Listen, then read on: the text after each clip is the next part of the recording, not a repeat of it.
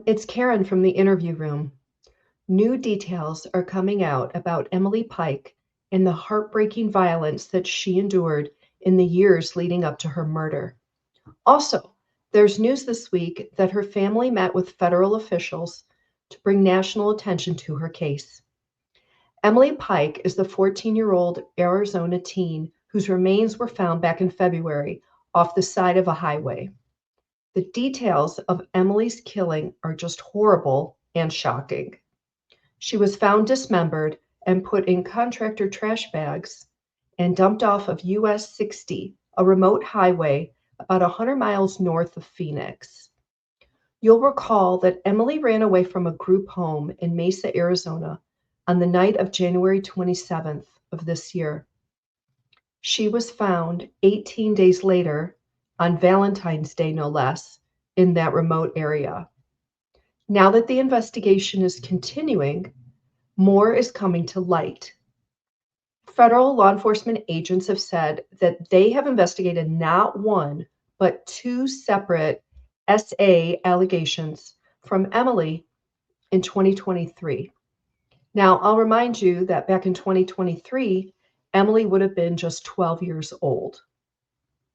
So what happened to her?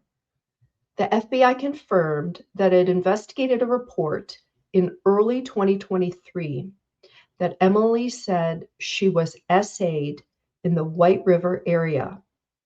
This would be fairly near her home, as she lived on the San Carlos Apache Indian Reservation. The SA occurred on the Fort Apache Indian Reservation next door. The suspect was not prosecuted in Emily's case, but he was indicted on other federal charges. Federal court records show that the man was indicted last year on counts of aggravated SA, abusive sexual contact, and SA of a minor. One of the victims listed in that indictment was between the ages of 12 and 16 years old when the crime occurred. So we don't know whether it was Emily or a different juvenile.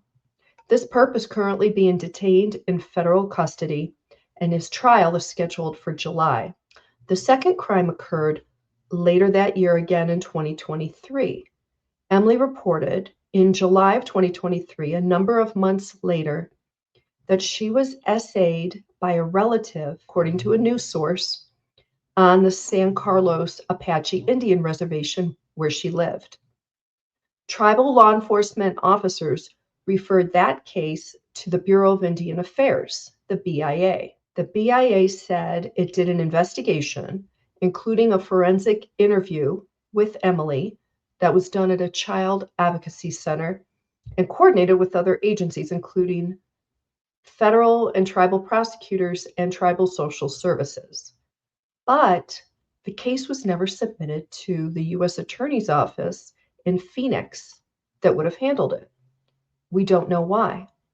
And no criminal charges were ever filed on this perp. Instead, the San Carlos Apache Tribal Social Services took custody of Emily.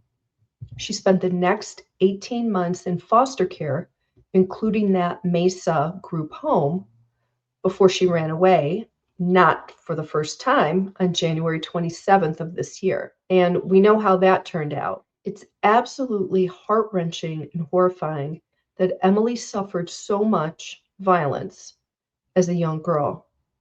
Those who knew her said she went from a bright, smiling girl to a reserved, self-destructive teen. Emily was a frequent runaway, according to her family. She attempted to unalive herself before and after tribal social services removed her from her home on the Indian reservation and put her in the group home, according to media sources. Emily's murder led to national anger over missing and murdered Indigenous women and questions over why this problem only continues to grow and when it's going to be properly addressed. With Emily's murder, so far no suspects have been identified, according to officials. And I would add that the San Carlos Apache tribe is offering a $75,000 reward to help find the person who killed Emily. So, a few days ago, Emily's family traveled to Washington, D.C., and met with the FBI Director, Kash Patel, and the Secretary of Interior, Doug Burgum. So, why the U.S. Department of Interior? Well, because the Bureau of Indian Affairs, the BIA, is an agency within the Department of Interior. It's the BIA's job to work with tribal governments and tribal members in the administration of law enforcement and justice. Now, I want to read something from the BIA's website under Missing and Murdered Indigenous People. It's a separate division. You may not know that 84% of all Native American women have experienced violence in their lifetime, including 56% of them who have suffered SA. That is a staggering statistic. Overall, more than 1.5 million Native American women have experienced violence in their lifetime. I think the actual numbers may be much higher than that, sadly. So let's talk about realistic expectations for Emily's family.